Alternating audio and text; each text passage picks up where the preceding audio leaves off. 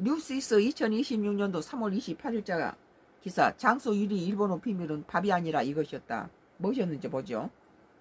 성가크루스 나이 정치 코멘트입니다. 건강 코멘트가 되겠죠. 세계 최고 수준의 기대 수명을 기록하고 있는 일본의 장수 요인이 식단보다 돌봄 체계에 있다는 연구 결과가 나왔다.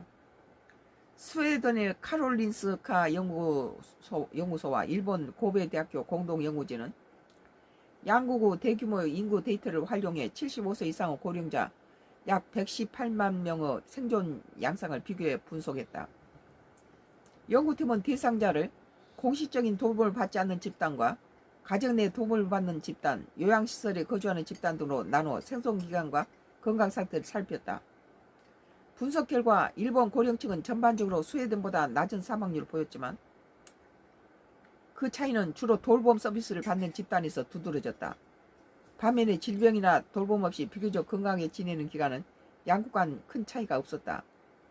우리 친정 어머니가 100세까지 사시다 돌아가셨는데 아버지 돌아가시고 나서도 그렇게 큰 집에서 자식하고 같이 살기를 거부하고 일하는 사람 하나 이렇게 도우미만 주고 혼자 사시다가 이제 거동이 완전히 불편해지니까 다시 이제 친정 오빠가 모셨는데 그렇게 개인적으로 혼자 사실 때가 더 건강했던 것 같아요.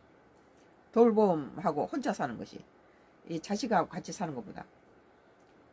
예를 들어 75세 여성 기준으로 건강한 상태를 유지하는 기간은 일본이 평균 10.4년, 스웨덴이 9.9년으로 유사한 수준이었다. 그러나 이후 돌봄이 필요한 상태에서 생존하는 기간은 일본이 5.1년으로 스웨덴은 3.8년보다 길었다.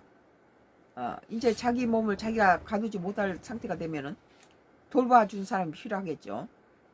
남성 역시 건강한 기간은 큰 차이가 없었지만 돌봄을 받으며 살아가는 기간은 일본이 더 길거나 비슷한 흐름을 보였다. 연구진은 일본의 높은 기대 수명이 단순히 건강한 기간의 연장 때문이라기보다 돌봄이 필요한 고령층의 생존율을 높이는 의료 및 돌봄 시스템의 영향이 크다고 분석했다. 그러니까 국가적으로 돌봄 시스템이 우리나라도 지금 발동해가지고 여러 가지 도움을 주고 있는데 한편 장수에는 돌봄 체계 외에도 다양한 요인이 복합적으로 작용한다. 적은 양의 식사를 유지하는 소식은 대사 부담을 줄여 세포 노화를 늦추는 데 도움이 되는 걸 알려져 있다. 우리 친정 어머니가 100세까지 사셨는데 항시 젊을 때부터 입이 까탈스럽고 식사를 많이 못 하세요. 어린아이 밥처럼 이렇게 하루에 한두 끼 정도만 드시고